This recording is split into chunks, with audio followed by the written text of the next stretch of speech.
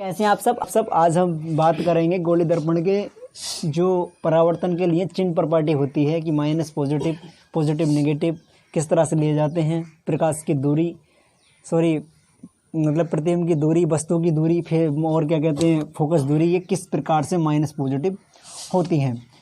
तो कार्तीय तल, एक कार्तीय तल बनाते हैं। सबसे पहले जो देकार्ते साहब ने दिया था, देकार्ते ने बताया कि ये एक्स अक्ष है, ये वाई अक्ष है, ये एक्स डैश अक्ष है, ये वाई डैश अक्ष है। समझे भाई। अब हम इसमें कोई भी एक दर्पण यहाँ रख देंगे, बिल्कुल कहाँ पर 0 0 जो मूल बिंदु होता है इसका, और ऐसा दर्पण जिसका पिछला भाग कैसा हो, पॉलिश हुआ हो। अब ये वाली साइड किस प्रकार से आती है, ये धनात्मक होती है, ये ऋणात्मक होती है, ये धनात्मक होती है और ये वाली ऋणात्मक होती है ना।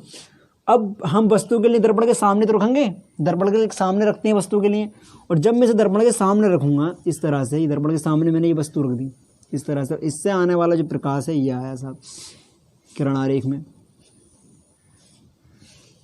तो वस्तु जो सामने रखी है तो इसकी वस्तु की दूरी के लिए जो साइन है, वस्तु की दूरी जो होती है वो कैसी होती है, यू होती है। और यू बराबर कैसा आएगा, वस्तु की दूरी माइनस, क्योंकि वस्तु कहाँ रखी है, सामने रखी, और सामने दर्पण के सामने दीर्घ साइड रखी तो कैसे आएगी, माइनस की। अब ये जब कैसा दर्पण है, ये कॉनकेव मिरर है, कॉनकेव मिरर वो मिरर जिसका आंतरिक भाग जो कैसा है, गड्ढे जैसा हो, गुफा जैसा हो। कैव मिस होती है गुफा, और जिसका आकार कैसा हो, गुफा के आकार का हो, कॉनकेव। तो कॉनकेव मिरर के अंदर क्या होता है कि जब कोई प्रकाश किरण इसके परावर्तक पृष्ठ से टकराती है तब वह उसी माध्यम में वापस आती है, और जहाँ पर ये किरणें काटती हैं वहाँ पर क्या बनता है, फोकस। अब इसकी फोकस कहाँ बना, दर्पण के सामने बना है। तो दर्पण के सामने जब इसका फोकस बनाते हैं, इसकी दूरी कैसी आएगी, माइनस आनी चाहिए, नहीं आएगी ना माइनस। अब दूसरी बात, जब फोकस दूरी माइनस आ गई, अब मैं एक और यहाँ पर अपनी तरफ से एक और कार्तीय तल बनाऊंगा इस तरह का। ये माना मैंने एक्स इतना अलग, और ये माना मैंने एक्स डैश बन गया, और ये बाई, और ये बाई डैश। ये वाला कैसा आएगा, ऊपर की साइड में प्लस, नीचे की साइड माइनस। अगर दर्पण ऊपर की ओर बना है, अगर दर्पण की जो आवर्धन है एम बराबर क्या होता है, H dash upon H equal to B upon U, minus का किसके लिए, दर्पण के लिए। एच डैश यहाँ पर रिप्रेजेंट करता है प्रतिबिंब की ऊंचाई, हाइट ऑफ इमेज, इसे कहते हैं हाइट ऑफ इमेज हो गई ये। और एच क्या होता है, बिंब की ऊंचाई, बिंब कहते हैं वस्तु के लिए, बिंब की ऊंचाई, तो इसे कहते हैं हाइट ऑफ ऑब्जेक्ट। तो बिंब की ऊंचाई हो गई है, वस्तु की ऊंचाई। अब हमें इनकी ऊंचाई याद करनी है। ऊंचाई अगर ये प्लस की आती है, अगर एम का मान पॉजिटिव आता है तो वस्तु कहाँ पर है, दर्पण के सामने ऊपर की ओर। अगर ये माइनस आती है तो कैसा प्रतिबिंब, दर्पण के सामने नीचे की ओर। ये तो आया, किसकी बात पड़ी है, अवतल दर्पण के लिए। अब की बार इसमें क्या रखा, उत्तल दर्पण क्या होता है, जिसका पिछला भाग कैसा पेंट हुआ हो और अगला भाग कैसा उभरा हुआ हो, वो कहलाता है कॉन्वेक्स मिरर। और कॉन्वेक्स मिरर पर जब कोई प्रकाश किरण पड़ती है, जब कोई प्रकाश किरण गई तो वह क्या जाता है, उसी माध्यम वापस लौट कर जाती है। ये क्या करता है, प्रकाश के लिए, किरणों के लिए दूर दूर तक भेजता है, फैलाता है दूर दूर तक।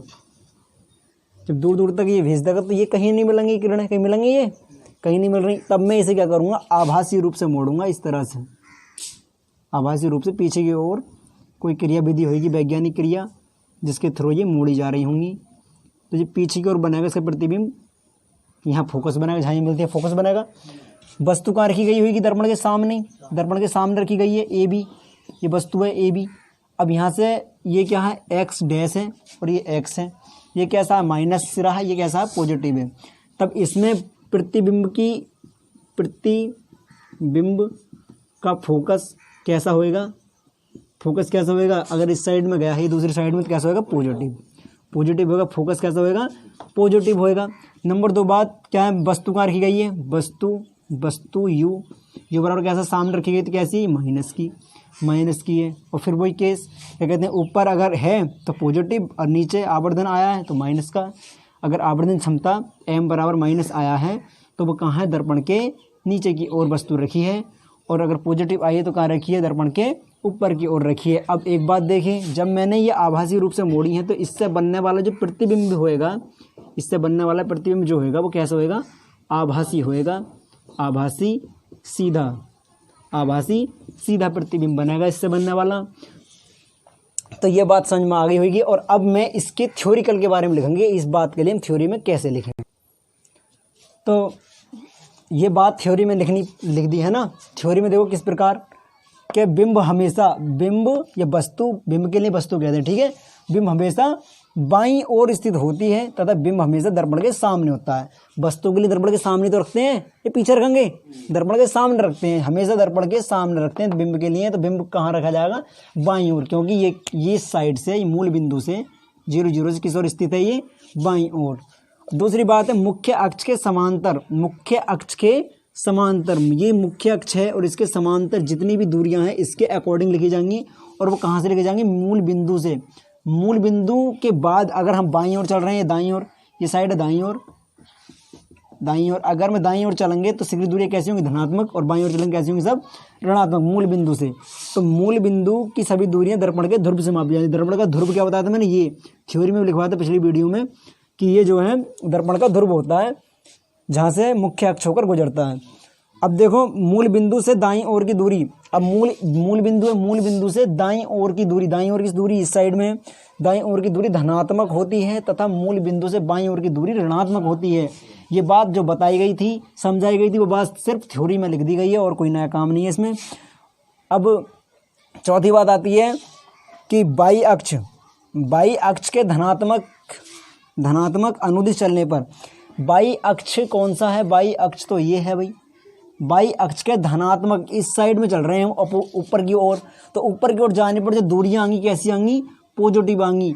बाई अक्ष के धनात्मक अनुदिश चलने पर, अनुदिश बोले तो इसके साथ साथ चलने पर, बाई अक्ष के धनात्मक अनुदिश मतलब साथ साथ चलने पर। अनुदिश ये विज्ञान की भाषाएं हैं, जब तक हम इन भाषाओं को, इन शब्दों को नहीं समझेंगे तब तक ये सब भारी ही लगेंगी। तो ये अब इसके साथ साथ चलने पर ये बाई अक्ष के ऊपर जो दूरियां कैसी आएंगी, पॉजिटिव आएंगी। और बाई अक्ष के ऋणात्मक लंबवत अनुदिश चलने पर नीचे की ओर चलेंगे जब हम माइनस की साइड में जाएंगे, बाई अक्ष के ऋणात्मक चलने पर। पांचवी बात आती है मुख्य अक्ष के लंबवत, मुख्य अक्ष के लंबवत जा रहे हैं माइनस की ओर और इसकी दूरी कैसे आएंगी, ऋणात्मक होंगी।